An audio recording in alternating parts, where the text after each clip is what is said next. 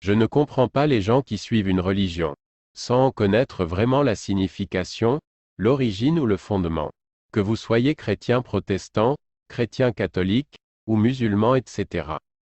Comment faites-vous, pour vivre une vie, influencée par les autres, sans connaître, ni contrôler vraiment, à la base cette religion? Parce que vous n'avez pas la capacité de trouver par vous-même, si cela est véritable. Alors, vous suivez le plus grand nombre, ou les gens de votre famille.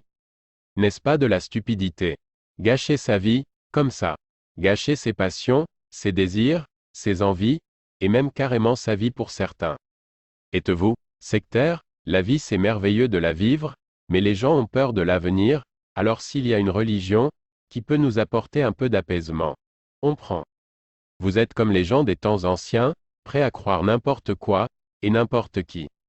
On n'a pas le droit de vous faire croire n'importe quoi comme ça, c'est profiter de votre crédulité, c'est grave. On vous fait peur avec l'enfer, le châtiment, ce qui pourrait vous arriver, si vous ne prenez pas une certaine protection, en une certaine religion. Sans compter tous ceux qui se laissent asservir par des enchanteurs, des marabouts, etc.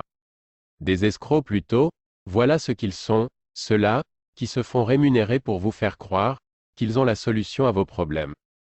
Un monde de chakras, de karma et d'esprits maléfiques, ou encore le mauvais œil. Les hommes ont toujours été absurdes. Depuis la nuit des temps, l'homme se fait manipuler, par toutes sortes de croyances, il se laisse entraîner vers quelque chose, comme un besoin en lui-même de vénérer un être suprême, un créateur, ou un être qui influence son quotidien. Qui a le pouvoir de faire pleuvoir, et de faire germer les semences, ou bien de prévenir de toutes sortes de mal.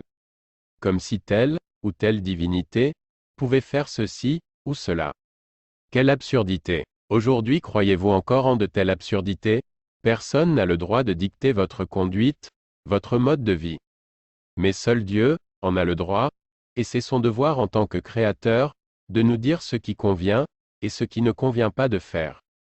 Le véritable et unique Dieu. Celui que je confesse de tout mon cœur, parce que j'ai fait l'expérience de son existence, dans ma vie. Parce qu'il s'est lui-même révélé à nous tous, par sa parole, et si sa parole est la vérité, ce n'est pas seulement parce que des gens y croient, mais parce qu'en la lisant, Dieu lui-même se révèle à nous. J'ai grandi en apprenant à lire avec la Bible, alors bien sûr ça influence beaucoup. Et tant qu'on est enfant on ne cherche pas trop loin. Mais avec les années, alors même que ma vie personnelle n'était pas en accord avec la volonté du Dieu de la Bible, et que malgré la condition dans laquelle j'avais grandi, et que ma famille était chrétienne, je n'étais pas contraint par personne de ma famille, de faire comme eux. Aucune obligation chez nous, alors librement, étant adolescent et insouciant, je faisais comme j'en avais envie. Bien entendu les années ont passé, et quelques problèmes de santé m'ont donné à me rapprocher de ce Dieu que je connaissais, mais seulement à travers un livre. Mais malgré tout ce que j'étais, ce Dieu a répondu à ma prière en m'apportant la guérison à une maladie incurable. Étant resté quelques années à faire la volonté de Dieu, je me suis laissé entraîner par les choses de la vie, et ainsi détourné de la volonté de Dieu.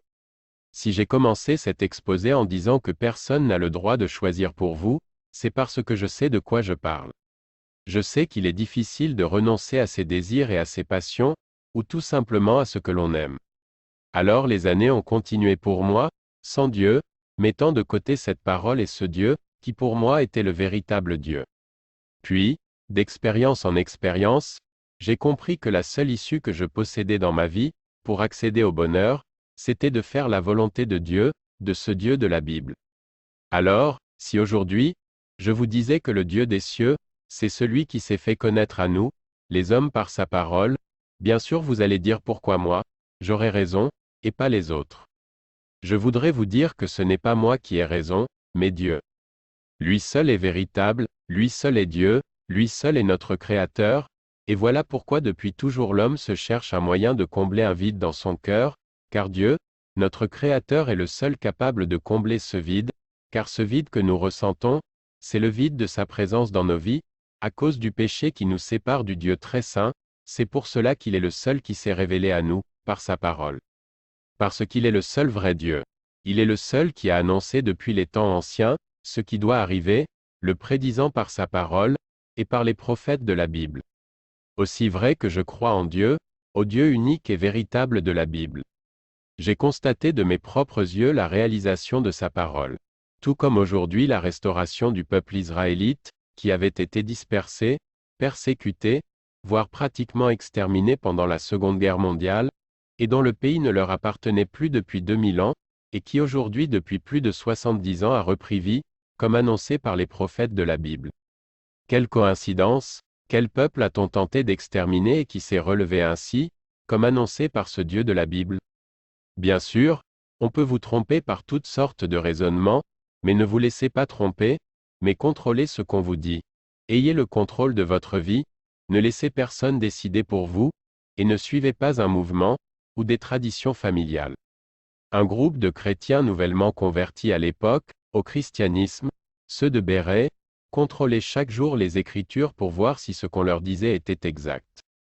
Je peux vous dire qu'ils avaient raison.